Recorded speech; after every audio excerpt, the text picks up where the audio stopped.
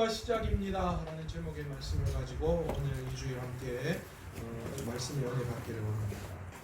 어떤 아주머니가 귀한 약속 시간 한 가지가 잡혀 있는데요, 그만 그 약속 시간에 조금 늦고 말았습니다. 헐레벌떡 약속 시간에 맞추기 위해서 준비해서 뛰어 나아갔는데, 그런데 마침 마을버스가 앞에 서 있었습니다. 그래서 마을버스를 급하게 타고 이렇게 가면 늦지 않고 갈 수 있겠다라는 마음으로 탔는데 마을버스가 출발하지 않는 거예요. 한참을 기다려도 출발을 하지 않자 이 아주머니께서 이 아주머니가 기사님에게 이렇게 이야기했습니다. 기사님, 이 똥차는 언제 출발합니까? 그렇게 이야기를 했습니다. 그러자 그 이야기를 들은 기사님이 그 아주머니를 향하여 이렇게 이야기했다고 합니다. 저기 아줌마, 이 똥차는 똥이 차야 출발합니다. 어떤 상황 속에서 내가 어떤 마음을 먹느냐, 그것이 참 중요해요. 내가 탄 차가 똥차다 그러면 뭐가 돼요? 그 차는 진짜 똥차죠. 그리고 거기 타 있는 사람 나도 똥이 되는 거예요. 그러나 내가 정말 고급 세단에 탔다 그렇게 생각하고 있으면 그 차는 아무리 헌차고 오래된 차라도 그 차는 소중하고 귀한 차가 될 수 있는 거예요. 여러분, 오늘 이 코로나 시대에 우리가 절망하고 낙심할 수 있습니다. 하나님, 어떻게 이렇게 할 수 있습니까? 저도 그 마음이에요. 주님, 진짜 정말 추구락하시는 겁니까? 그런 마음이에요. 그러나 이 시대를 하나님이 나를 죽이시는구나, 우리 교회를 핍박하는구나, 한국 교회를 핍박하는구나, 그런 눈으로 바라볼 수도 있지만 반대로 생각해 봅시다. 하나님이 교회를 사랑하셔서 온 교회가 하나님 앞에 기도하기를 원하는 것이구나. 우리 주님은 이 마지막 때에 하나님이 쓰실 교회를 알곡과 죽정이를 가리시는구나. 이걸 통하여 하나님께서 놀라운 하나님의 역사를 계획하시는구나. 태풍으로 말미암아 바다를 썩지 않게 하시는 그 놀라운 위력, 그렇죠? 하나님께서 이 위기를 통하여 한국교회를 정화시키고 썩어져가는 이 놀라운 이 마지막 때의 이 시기를 다시 한번 하나님이 뒤엎으셔서 새롭게 하기를 원하시는구나. 우리께 그렇게 바라본다면 이 코로나 이 시대가 우리에게 뭐예요? 절망이 아니라 기회고 은혜가 되는 것이죠.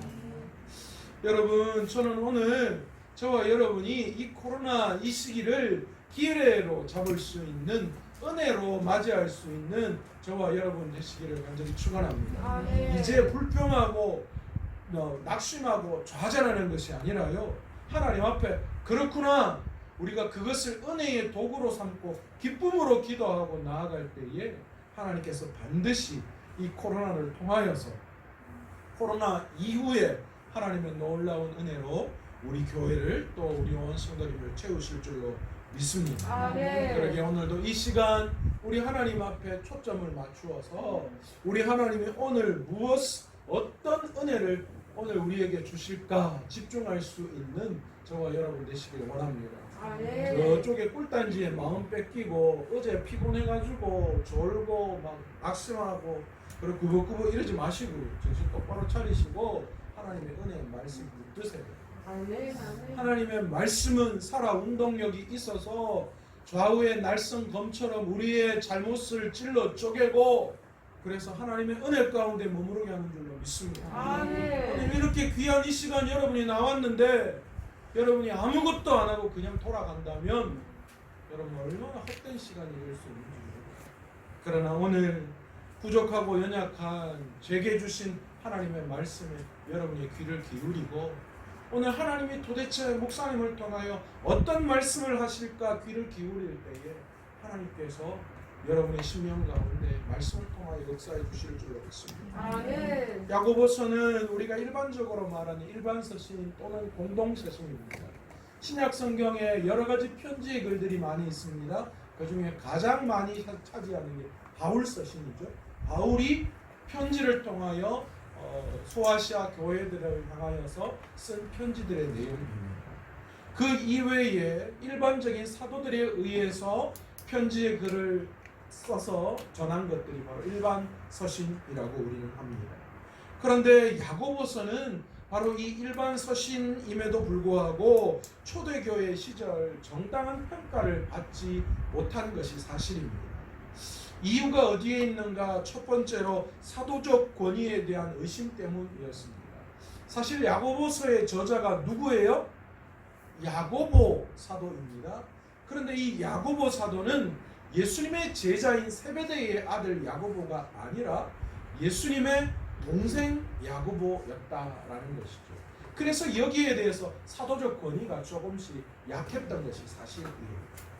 두 번째로 이 야고보서가 정당한 평가를 받지 못했던 것은 당시 종교개혁 당시에 바로 이신칭의 사상과 이 야고보서가 마찰을, 대립을 이루는 것으로 착각했기 때문입니다. 이 이신칭의에 대한 논의는 오늘날도 계속되어지고 있습니다. 그렇죠? 바울은 우리의 구원이 어디에 있다라고 이야기했습니까? 이신칭의, 무슨 말이에요 이게? 어려운 말입니다. 무슨 말이에요? 하나님이 우리를 뭐 하셨다고요? 의롭다고 불러주셨다라는 말입니다. 우리의 공로와 우리의 노력이 아니라 하나님의 전적인 은혜, 우리에게 거저 주시는 선물로 우리를 하나님이 야 홍범식 너 앞으로 의로운 사람이야 그렇게 불러주셔서 내가 뭐 했다는 거예요? 의로운 사람이 되어졌다, 될 수 있다 라고 믿는 것입니다. 이게 바울의 사상입니다. 그러나 야고보는 이와 상반되게 이행칭의를 말하고 있는 것으로 우리는 보고 있다라는 거예요. 이거 무슨 말이에요? 의로운 자가 어떻게 하나님 앞에 행위로 나아가야 하는가라는 것에 대한 이야기예요. 다시 말해서 의롭게 되어지는 것은 우리의 행동에 있다라는 생각을 가지고 있었다라는 것이죠. 그래서 심지어 루터는 이 야고보서를 뭐라고 이야기했는가? 지푸라기 문서다 그렇게 이야기했어요. 보잘것없다라는 거예요. 종교개혁의 그 모토가 뭡니까? 로마서에 나오는 이신칭이 믿음으로 의롭게 되어진다라는 것이죠. 그런데 지금 야고보서는 나의 행동으로 인해서 의로움이 드러나야 한다라는 것을 이야기하니까 이 종교개혁자들 입장에서는 이건 잘못되었다 이렇게 생각했던 것입니다. 그러나 이것은 바울 서신과 이 야고보서의 차이를 우리가 놓치고 있었기 때문입니다. 다시 말해서 이 수신자와 그들의 상황의 차이를 우리가 바라보지 못했기 때문에 비롯된 문제다라는 것이죠. 여러분, 바울 서신은 사람이 하나님 앞에서 어떻게 의롭게 되어지는가에 대한 이야기를 하고 있어요. 왜 그렇습니까? 바울 서신의 대부분은 대상자가 누구였습니까? 유대인들이 아니라 이방인들이에요. 이방인들을 그리스도의 백성으로 나오게끔 하기 위해서는 혈통적인 이야기, 그런 행위에 대한 이야기를 해서는 안 되는 거예요.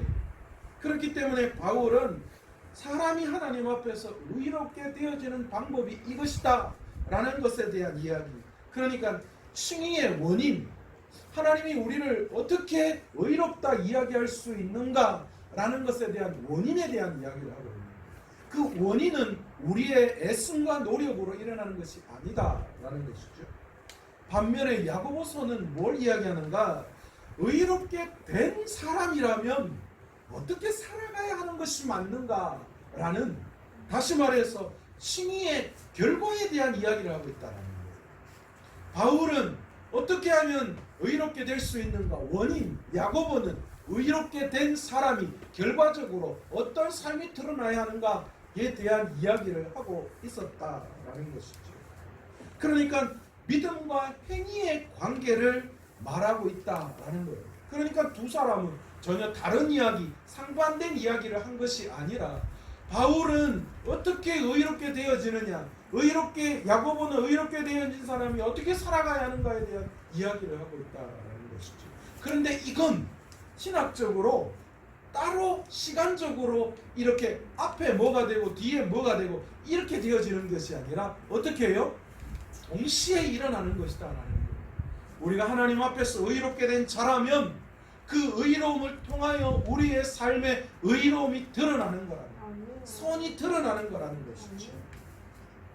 야고보와 바울의 사이에는 사실 4차례의 만남이 있었습니다. 그러나 이 두 사람의 신학적 의미가 달랐다면 이 4차례의 싸움이 일어났을 거예요.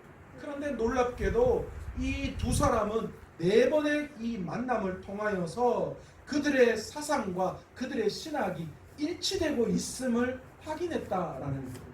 그게 어디에서 나타났는가? 나중에 이 야고보와 바울이 예루살렘 회의에서 만납니다. 그 예루살렘 회의에서 어떤 일이 일어났습니까? 사실 이 베드로에 의해서 이방인 전도의 문이 열렸기 때문에 그것에 대한 예루살렘 회의가 열렸던 거예요. 아니 이방인들 전도, 그래서 이방인들이 하나님의 백성 되어지는 것에 대해서 어떻게 생각하느냐, 거기에 대한 이 회의가 예루살렘에서 열렸는데 이 회의에서 야고보와 또 바울이 동일한 이야기를 하고 있다는 것이죠. 할례나 율법의 조건이 아니라 이방인들도 오직 믿음으로 말미암아 하나님의 백성 공동체가 될 수 있다라는 것에 대해서 예루살렘 회의에서 확정을 지었습니다.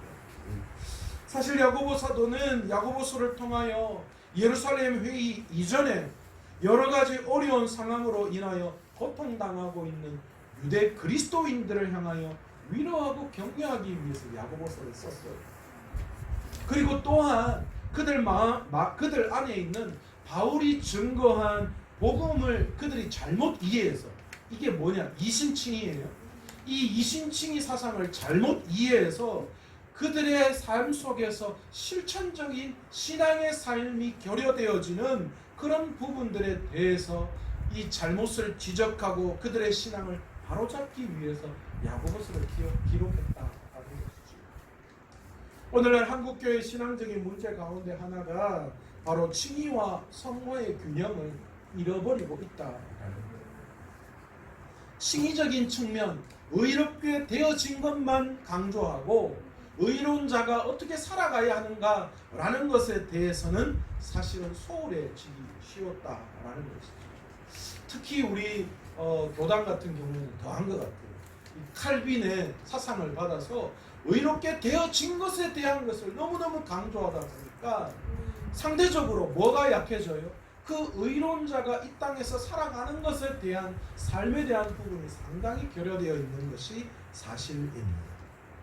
그러나 값없이 은혜로 구원을 받은 우리는 당연히 우리의 삶을 통하여 성화의 과정을 걸어가야 하는 거예요. 성화는 뭡니까? 우리가 거룩한 삶으로 조금씩 변화되어져 가는 과정을 우리는 성화다라고 합니다. 그러니까 이 앞에 서 있는 저도 사실은 성화되어져 가는 사람이고 여러분도 성화되어져 가는 사람이고, 그러다 보니까 여러분 스스로 우리들을 각자 볼 때에 연약하고 부족한 부분들이 여전히 어떻습니까? 있을 수밖에 없죠. 연약할 수밖에 없어요. 그런 게 나타날 수밖에 없어요. 그러면 우리는 그들을 바라보면서 뭐라고 이야기해요? 그것밖에 안 되나? 그게 아니라 뭐예요? 부족하고 연약하지만 변화되어져 거룩한 삶을 살아가고 있는 거예요. 그 성화되어져 가는 과정 가운데 우리는 언제 영화로운 단계에 오를 수 있는가? 바로 우리가 죽어서 하나님 앞에 갈 그때에 하나님께서는 우리를 성화를 통하여서 영화로운 삶에 이르도록 하나님이 주시는 것이고, 이 영화로운 단계에 가야지만 우리가 하나님 나라에 갈 수 있는 권한을 얻을 수 있게 되는 것이죠. 아멘.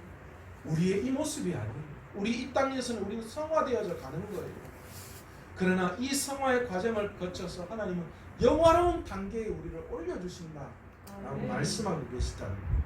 그게 우리가 구원의 여정. 참된 믿음은 그래서 믿는다라고 말하는 것, 그것과 내 삶을 통하여 행함이 나타나는 것이 분리되어지는 것이 아니라, 참된 믿음은 우리가 말하는 것이 우리의 삶을 통하여 뭐 하는 거예요? 증명하고 드러나야 한다라는 거예요. 우리 그렇잖아요. 어떤 사람이 아이고 저 사람은 말만 번지질 한다, 그 말은 무슨 말이에요? 말한 것이 그의 삶에 나타나지 않는다. 요즘 한국교회 리더들도 그런 것 같아요.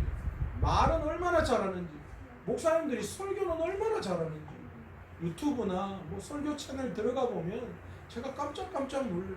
어떻게 저렇게 설교를 잘하실 수 있나? 부러울 때가 너무 많아요. 그런데 안타까운 건 그렇게 설교하고 말한 것과 삶이 뒷받침되지 못하더라는 거예요. 왜 우리가 옛날 어른 목사님들을 존경합니까? 사실 그 목사님들 설교 들어보면 알레고리한 것들 많아요. 그렇죠? 뭐 제일 크게 저도 은혜 받았지만 그 삭개오의 뽕잎 사건 아시죠? 어떤 목사님이 설교를 하시는데 옛날 어른 목사님, 삭개오가 뽕나무 위에 올라가서 예수님을 보려고 했는데 뽕나무 가지가 그의 눈을 가렸습니다. 의심의 뽕나무, 거짓의 뽕나무 잎, 그 뽕나무 잎을 꺾어낼 때에 삭개오는 예수님을 바라볼 수 있었습니다. 그래서 우리 안에 있는 의심, 그런 여러 가지 불신앙 이런 것들을 다 꺾어내야 예수님을 만날 수 있습니다. 얼마나 은혜스럽고 좋아요. 근데 그 뜻 아니죠, 그죠? 그 내용은 사실 그 뜻하고 조금 다른 내용이에요. 이걸 우리는 알레고리하다.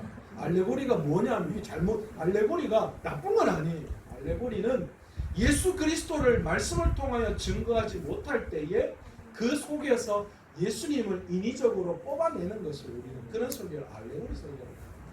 옛날에는 참 많았어요. 근데 그런 거 다 은혜가 됐어요. 왜 은혜가 됐어요? 그리고 그렇게 이야기한 목사님들을 우리가 굉장히 지금도 존경하고 있어요. 왜냐하면 그 목사님은 그 설교가 화려하고 뭔가 문맥에 맞고 그렇지는 못할지라도 뭐로 나타내요? 그의 삶을 통하여 살아계신 예수 그리스도가 그 목사님을 통하여 투영되어지고 증거되어졌다. 그래서 성도들이 우리 목사님을 생각할 때마다 뭘 생각해요? 정말 예수님이라면 우리 목사님처럼 아마 저렇게 하셨을 거야 라는 그런 모습들이 나타났다는 거예요. 그래서 그 당시에 교인들이 예수쟁이 소리 들은 거예요. 쟁이는 나쁜 거 아니에요. 전문가한테 쟁이 하잖아요. 쟁이. 여러분 왜 그런 이야기를 들었을까요? 예수 믿는 사람들이 세상 사람들과 달랐다는 거예요. 그들이 무언가 성경적인 삶의 모습들이 행해졌다라는 것이죠. 그러나 지금은 그렇지 않다라는 거예요. 마태복음 7장 20절에는 그들의 열매로 그들을 알리라 그렇게 말씀하셨어요. 그러니까 내가 어떠냐를 본다면 내 삶에 일어난 열매를 통하여, 믿음의 열매를 통하여 내 신앙이 어떤가라는 것들을 체크할 수 있다라는 것이죠. 그래서 마태복음 7장 21절에는 뒷절입니다. 더나 나더러 주여 주여 하는 자마다 모두가 다 천국에 들어갈 것이 아니요. 뭐 하는 자요? 하늘에 계신 내 아버지의 뜻대로 행하는 자라야지만 들어가리라. 네. 여러분 지난 시간에 우리가 마가복음 18장 강의했어요. 예수님이 말씀하시는 세 가족이 어떤 세 가족인가? 예수님이 말씀하시는 세 가족의 그 자격 조건이 뭐였습니까? 하나님의 뜻대로 행하는 자라야 내 어머니요 내 형제들이다 그렇게 말씀하셨잖아요. 동일한 말씀. 하나님의 뜻대로 행하는 자라야지만 천국에 들어가서 우리가 세 가족의 공동체가 될 수 있다라는 것이죠. 구원은 반드시 하나님의 전적인 은혜로 이루어집니다. 부정할 수 없습니다. 우리의 행위야 우리의 노력이나 우리의 자격 조건이 있는 것이 결코 아닙니다. 그러나 구원받은 그리스도인들은 구원과 동시에 성화의 과정을 거쳐 성숙의 과정이 우리의 삶에 나타나야 합니다. 아멘. 그렇지 않다면 그 구원은 우리에게 의미가 없어요. 칼빈은 기독교 강요를 통하여 참된 믿음으로 가르침을 받은 사람은 자신이 얼마나 선에 결핍되어져 있는 사람인가를 깨닫게 되어지고 그것을 채우기 위해서 자기 스스로의 애씀과 노력으로 채우는 것이 아니라 외부에 그 어떤 구원자를 찾게 되어져 있다라고 말씀하시네요. 그래서 그 구원자에게 뭐 하는 거예요? 아낌없이 그분 안에서 모든 것이 내 삶의 중심이 되어지는 것. 그래서 주님만을 날마다 명상하는 것, 아멘. 그리고 우리의 신앙의 중심이 하나님의 아들을 향하여서 그분을 기대하는 그 신앙으로 나아가는 것, 아멘. 그것이 믿음이다라고. 아멘. 여러분, 우리의 신앙이 우리의 연약함을 깨닫고 하나님이 나의 소망이 되는 거예요. 아멘. 아멘. 내 꿈과 내 욕심과 내 욕망이 소망이 아니라 내가 연약함을 깨달았다면 내 연약함을 채우기 위해서 하나님을 소망하는 거예요. 아멘. 그 하나님 앞에 초점을 맞추고 그 하나님을 소망하고 나아갈 때에 하나님께서 놀랍게 우리의 삶에 역사해 주시는 분이시다라는 거예요. 아멘. 그러기에 믿는 자가 해야 할 것은 무엇입니까? 하나님을 찾는 거예요. 아멘. 하나님 앞에 나아가서 나의 삶을 기도하며 고백하고 간구하는 삶이 우리에게 반드시 필요하다. 아멘. 그분이 우리에게 힘주시는 분이시고 우리의 결핍을 채워주시는 분이시기 때문이죠. 아멘. 단지 하나님은 주님이시며 모든 좋은 것을 우리에게 주시는 분이시다. 우리를 구원해 주시는 분이시다. 우리가 그것을 아는 것에 머물러 있다면 우리는 영원히 우리의 삶에서 행함의 삶이 드러나지 않을 거예요. 그러나 우리는 하나님을 아는 것으로 그분이 이 세상 우주 만물의 주인이시고 우리를 구원해 주신 구원자라는 것을 아는 것으로 끝나서는 안 되는 거예요. 그 알미 뭐로 나타나야 합니까? 우리의 삶을 통하여 드러나야 한다는 거예요. 아멘. 여러분, 만약 아는 것으로 끝나는 사람은 어떤 사람과 같냐? 어떤 밭에 검은 보화가 숨겨져 있는데 그 검은 보화가 숨겨져 있는 것은 아는데 그것을 캐내는 게 귀찮아서 그냥 그것을 묻어두는 자와 똑같다라는 거예요. 여러분, 얼마나 어리석은 사람들이에요. 여러분, 그 땅에 검은 보화가 있다는 걸 알면 우리 다 어떻게 해요? 캐내려고 난리가 나죠. 제가 연애할 때 우스갯소리로 우리 아내한테 제주도에 땅이 좀 있는데 땅을 좀 팔아야 되나 말아야 되나 그랬더니만 결혼하고 힘들고 어려울 때 언제 한번 저희 진지하게 우리 아내가 와서 그런 얘기해요. 여보, 그 제주도 땅 지금 좀 팔면 안 되나? 그렇게 이야기했어요. 갑자기 놀래요. 뭔 제주도 땅? 이랬더니 아니 그때 왜 이야기했던 제주도 땅이 있다며? 이러더라고요. 아니 그게 그냥 농담을 하는 거지 무슨 제주도 땅이 있어. 제주도 땅이 있으면 내가 왜 이러고 있냐. 벌써 해결했지. 여러분, 힘들고 어려워요. 힘들고 어려운데 그냥 내가 저기에 뭐가 있다라는 것을 아는 것으로 끝나는 어리석은 사람이 어디 있어요. 그거 있으면 당장 홀랑 캐내고 팔아가지고 그 어려움을 해결하려고 하죠. 그런데 우리는 지금 그 하나님이 우리에게 복 주시는 분이심을 알므로 끝난다면 우리가 고통 중에 하나님은 나에게 복 주시는 분이시지 생각만 하고 여전히 어려움 중에 있는 어리석은 사람과 다를 바가 없다라는 거예요. 그러므로 우리는 하나님을 아는 신앙에서 하나님 앞에서 구하는, 간구하는, 행하는 신앙으로 변화되어져야 하는 줄 믿습니다. 아멘. 기도가 너무 중요한데 그래서 하나님께서는 우리에게 쉬지 말고 기도하라고 그렇게 말씀하시는데 우리는 자꾸만 기도를 쉬고 있어요. 그냥 구원받은 것, 주님이 나에게 복 주시는 분이심을 아는 것으로 끝나요. 오늘 이 시간도 귀한 예배의 자리에 나왔지만 우리가 입술을 열어 하나님 앞에 집중하지 못하고 주님 앞에 구하지 못한다면 우리는 아는 것으로 끝나는 신앙인 것과 마찬가지예요. 내 삶을 통하여 입술을 열어 하나님 앞에 구하고 간구할 때 하나님은 반드시 우리에게 채워주시는 분이신 줄로 믿습니다. 아멘. 하나님은 우리의 필요를 아시는 분이에요. 아멘. 그래서 우리의 필요를 날마다 채우시는 분이신 줄로 믿습니다. 아멘. 그러나 그런 하나님의 능력과 은혜를 우리의 삶에서 이루어지게 하기 위해서 하나님이 우리에게 찾으시는 것이 있어요. 그게 뭔 줄 아세요? 하나님은 우리의 기도를 듣기를 원하십니다. 아멘. 오늘 본문은 야고보 사도를 통하여 우리에게 뭐라고 말씀하십니까? 우리가 얻지 못하는 이유를 뭐라고 이야기하고 있습니까? 구하지 않았기 때문이다. 다시 말하면 기도하지 않았기 때문이다. 그렇게 말씀하세요. 반대로 이야기해 볼까요? 그렇다면 기도하면 뭐 하는 거예요? 얻을 수 있다는 거예요. 아멘. 기도하지 않았기 때문에 못 얻는다. 반대로 기도하면 얻을 수 있다. 기도하면 하나님의 역사가 우리의 삶에 일어나는 줄로 믿습니다. 아멘. 거짓말하지 마세요, 목사님. 내가 얼마나 기도했는데 안 이루어지더라.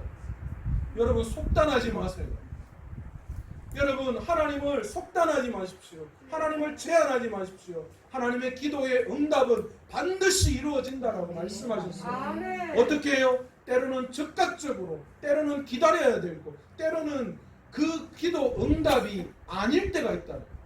기도 응답을 안 해주시는 게 우리에게 은혜가 될 때가 있다. 아멘. 아멘. 그러니 하나님은 우리가 구하는 모든 기도에 어떤 방법으로든 응답하시는 분이심을 우리는 깨달아야 합니다. 아멘. 미국의 유명한 침례교 목사이자 신학자인 존 파이퍼 목사님이 계십니다. 지난 시간에도 제가 잠깐 말씀을 드렸죠. 그분이 설교 가운데 기도가 역사를 일으킵니다 라는 유명한 설교가 있습니다. Prayer causes things to happen 이라는 제목의 설교를. 그 목사님이 그 설교에서 이렇게 말씀하셨어요. 위대하시고 역사의 주관자 되시는 하나님께서 기도를 역사의 원인으로 만드셨습니다. 누구의 기도요? 성도들의 기도를 역사의 원인으로 삼으셨다는 거예요. 기도가 원인입니다. 오늘 우리의 삶 속에서 기도가 원인이 되어서 모든 사건이 일어난다는 거예요. 기도하지 않으면 일어나지 않을 일들을 하나님께서 기도를 통하여 일으켜 주신다고 합니다. 아멘. 오늘 본문에서 너희가 얻지 못하면 구하지 아니하였기 때문이다. 그렇게 말씀하는 이 구절은 절대로 구하지 않더라도 어떤 것들을 받게 될 것이다 라는 그런 의미가 아닙니다. 그런 뉘앙스 전혀 없어요. 너희가 구해야지만 받을 거다. 너희가 구하지 않기 때문에 못 받는다. 그 이야기를 하고 있는 거예요. 너희가 예수 그리스도로 말미암아 의로운 자가 되었다면 하나님이 너희의 필요를 아시고 어떤 것이든 그냥 거저 다 주실 것이다. 그런 이야기를 하시는 분이 아니에요. 하나님의 계획이 있더라도 말입니다. 좀 불편하신 분들 계실 거예요. 저도 마찬가지 신학자입니다. 이 말은 다른 말로 표현하면 하나님이 기도를 듣고 행하시는데 내가 만약에 기도하지 않더라도 하나님의 계획하심이 있다면 어떤 방법으로도 어떻게 하신다고요? 우리를 기도의 자리로 몰아넣으셔서 기도하게 하시고 기도를 들으시고 하나님의 계획을 이루시는 분이시다라는 거예요. 아멘. 여러분 한국 교회가 얼마나 기도하지 않는 줄 아세요? 제가 그 화요 기도 모임 시간에 제가 질문을 했어요. 700명 교회에서 기도하자고 기도 모임 가지자고 했더니만 몇 명 모인 줄 아십니까? 물었더니만 뭐 150명, 200명 뭐 그렇게 이야기를 했어요. 천만 여러분 700명, 1000명 되는 교회에서 기도 모임 갖자고 그렇게 하면 모이는 수가 1%도 안 돼요. 1%도 안 돼요. 그게 현상이에요. 그런 걸로 봤을 때 우리 교회는 기도하자고 했기 때문에 얼마나 많이 모이시는지. 성도들의 거의 한 30% 이상이 기도에 참여해요. 인원은 제가 말씀드리지 않겠습니다. 우리 교회는 기도하자 그러면 30%가 모여서 기도하는 기도의 능력의 교회예요. 아멘. 여러분 하나님은 우리의 기도를 들으시고 하나님의 계획을 이루시는 분이세요. 하나님의 계획은 짜여져 있어요. 그러나 우리의 기도를 통하여 하나님은 그 계획을 실행에 옮기시는 거예요. 우리가 기도하지 않으면 우리가 기도할 수 있는 자리로 우리를 몰아넣으셔서 기도하게 해요. 아멘. 코로나 시대는 기도해야 할 시기입니다. 아멘. 다른 시기가 아니에요. 말씀과 기도로 집중해야 할 시기입니다. 아멘. 아멘. 하나님이 왜 우리에게 이런 어려움을 주셨는가? 왜 이런 일들을 당하게 하셨는가? 기도해야 해요. 아멘. 아멘. 기도해야 해요.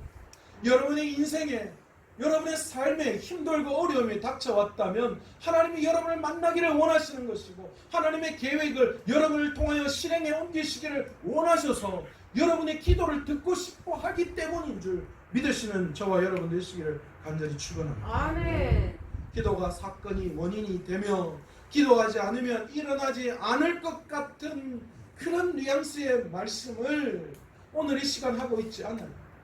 하나님은 기도가 원인이 되어 기도하지 않으면 일어나지 않을 그 일들로 말미암아 우리에게 기도하라라고 강조하고 있는 거예요. 기도하면 그게 원인이 되어 일이 일어나는데 그렇게 기도하지 않는다면 얼마나 어리석은 사람. 부모님에게 말만 하면 뭐가 나올 건데 말하지 않고 답답해하는 그 마음 아세요? 가끔 아이들을 혼내고 나면요, 그 혼내는 마지막에 듣고 싶은 이야기가 있어요. 무슨 이야기예요, 정집사님? 잘못했다는 얘기. 저희도 똑같아요. 그 마지막에 엄마 잘못했어요. 그 한마디가 듣고 싶은 거예요. 그런데 아이의 입에서 그 이야기가 안 나오는 거예요. 그러면 미치는 거예요. 자꾸 반복하고 자꾸 유나야 자꾸 하게 돼. 그러니까 퍼뜩 여러분 엄마 아빠한테 혼 안 나려면 방법 아주 쉬워요. 뭐 하면 돼요? 뭐 하면 돼요? 잘못했다 그러면 잘못했어 하면 돼요. 그러면 끝나요. 여러분 우리도 마찬가지예요. 하나님은 우리의 입속에서 나오는 기대하는 말씀이에요. 우리가 그것을 하나님 앞에 나와서 기도하고 구할 때에 하나님은 그 기도를 들으시고 응답해 주시겠다는 거예요. 아멘. 그래서 우리는 기도하는 겁니다. 하나님이 우리의 기도를 들으시고 우리의 일들을 하나님의 계획을 이루어 가시는 분이시기 때문에 하나님께서는 세상 속에서 우리가 감당할 수 없는 일들을 우리에게 맡기셨어요. 우리는 하나님의 대사요 하나님의 자녀입니다. 아멘. 여러분 대사를 아무나 보냅니까? 우리나라 대사를 미국이나 뭐 다른 나라의 대사로 보낼 때에 여러분 대통령이 그냥 아무나 그냥 니 가라 이래요? 아닙니다. 자신의 뜻과 가장 합당한 귀한 사람으로 보내주요. 여러분 우리가 하나님의 대사예요. 하나님의 자녀예요. 얼마나 큰 특권을 가지고 있습니까? 고린도전서 6장 3절에는 우리가 천사를 판단할 것을 너희가 알지 못하느냐 그렇게 말씀해요. 여러분 우리의 신분이 어때요? 천사보다도 뭐하다는 거예요? 한 급이 높다는 거예요. 하나님이 천사를 판단할 때 우리와 함께한다 라고 말씀하시는 거예요. 그러니까 고린도전서에 보면 그런 성도들이 천사를 판단하는 위치에 있는 사람들인데 세상을 판단하는 것이 지극히 작은 것 아니냐 그렇게 말씀합니다. 하나님 우리에게 그런 일들을 맡겨놓습니다. 사람에게는 원하는 것을 얻으려고 하는 마음들이 있어요. 자기 마음대로 하려고 마음들이 있습니다. 참 희한해요. 내가 원하는 대로 하고 싶어 해요. 사람들은 그것을 얻기 위해서 싸우고 다툽니다. 때로는 고함치고 때로는 살인도 하죠. 그러나 성경은 뭐라고 말씀하십니까? 그래도 너희는 얻지 못한다 그렇게 말씀합니다. 이것은 누구 이야기입니까? 세상 사람들 이야기가 아니에요.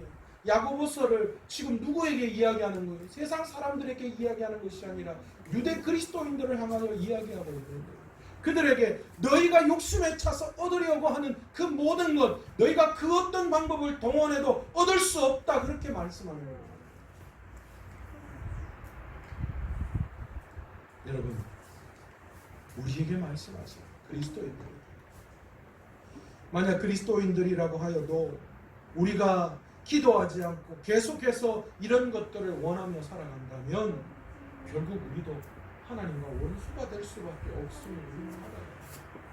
내가 구원받았고 그래서 아무런 기도 없이 아무런 하나님께 나아가는 그런 발버둥 없이 계속해서 그냥 살아간다면 결국 우리는 예수 믿지 않는 사람과 다를 바가 없어요.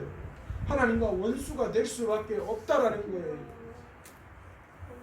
결국 야고보 사도는 우리에게 이런 세상의 방식을 버려버려야 한다라는 거예요. 너희가 그냥 가만히 머물러서 하늘만 쳐다보고 있는 것이 아니라 뭐 해라는 거예요. 하나님 앞에 구해야 한다. 구하고 찾고 두드려야 한다. 너희의 삶의 성화의 과정이 나타나야 한다. 의로운 삶의 모습이 나타나야 함을 이야기하는 거예요. 아멘. 아멘. 그런데 한 가지 우리가 구하면 주신다는 전제 조건 하나가 있다라는 것을 말씀하고 있습니다. 여러분, 우리의 기도의 목적이 뭡니까? 우리가 무엇을 구하기 위해서 기도합니까?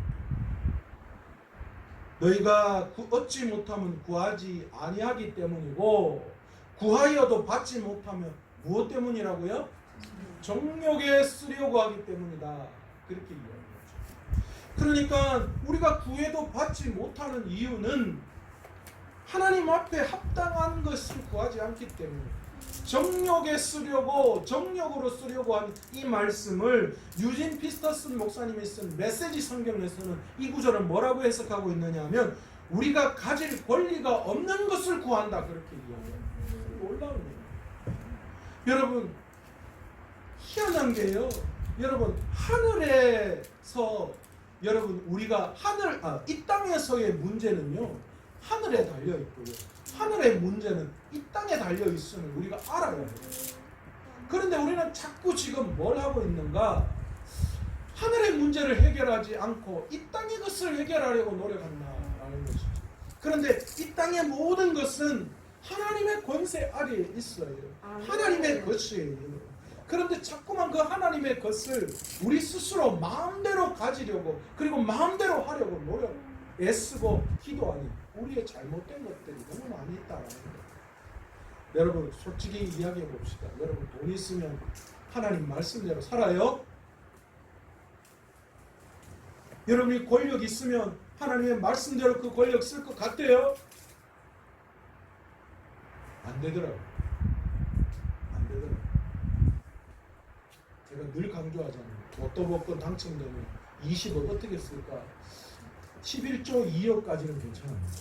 그리고 또 그래도 좀 신앙의 양심이 있으니까 그래도 한 2억 정도는 또 어려운 교회, 또 그때는 또 목사님 생각납니다. 우리 목사님 제가 좀 도와드리고 교회에 또 필요한 거 좀 하고 11조 떼고도 막 그랬는데, 그래가 한 4억 5억 쓰고 나면 그 다음에 다 뭐예요?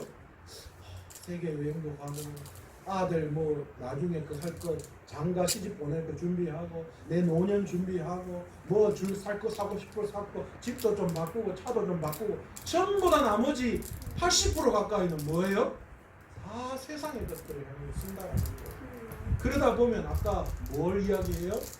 너희가 구하지 않고 하나님 앞에 열심을 내지 않으면 결코 하나님과 원수가 될 수밖에 없다라는 것을 우리는 불보듯 뻔하게 나타낼 수밖에 없다라는 겁니다.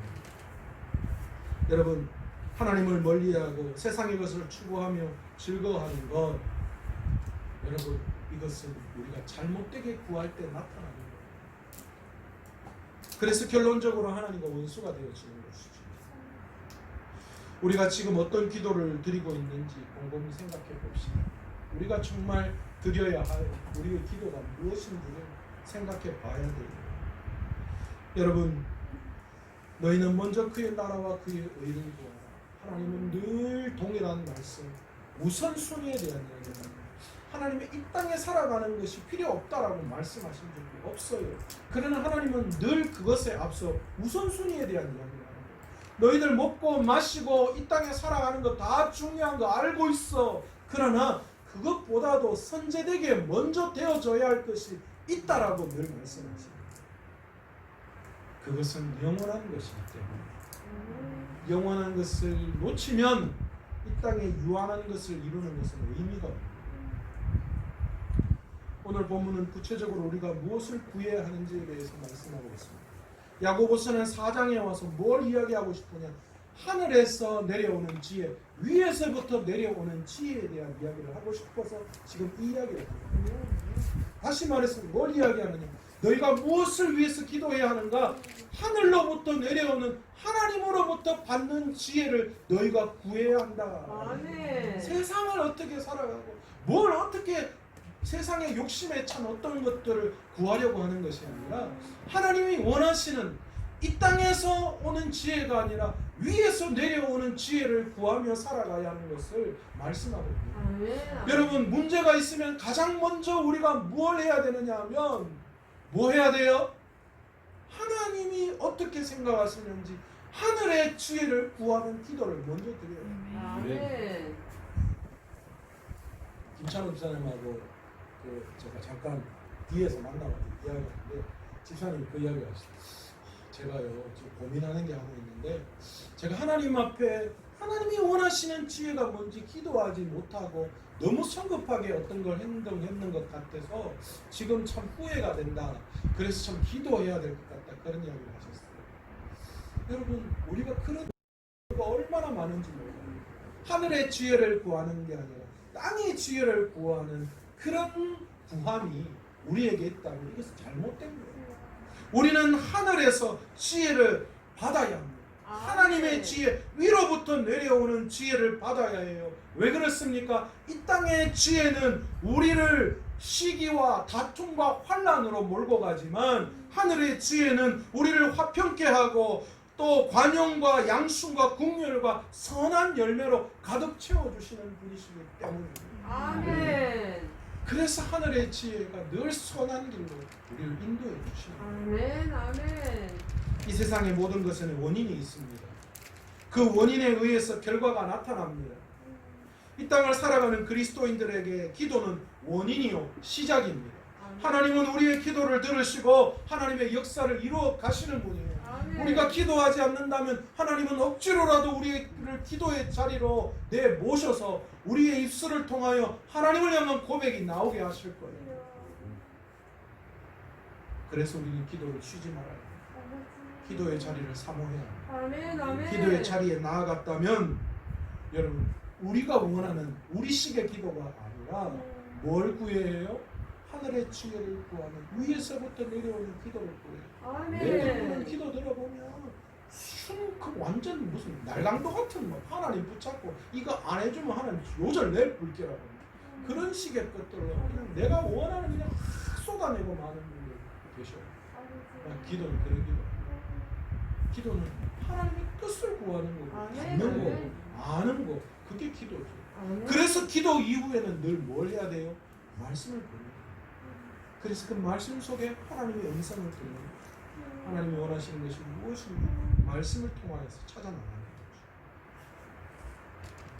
하나님께 구하는 기도가 단순히 세상의 탐욕과 욕심을 구하는 기도가 아니라 그래서 우리의 기도는 늘 느헤미야처럼 민족을 위하는 기도, 하나님의 나라를 위하는 기도, 위에서 내려오는 지혜를 구하는 기도가 되어야 하는 것입니다. 오늘 이 시기야말로 온 교회와 성도들이 기도해야 될 기도의 자리에 나와서 기도해야 될 시기인 줄 믿습니다. 지금 여러분 우리가 그냥 멍하니 시간을 보내고 끝나겠지 이렇게 기다릴 때가 아닙니다.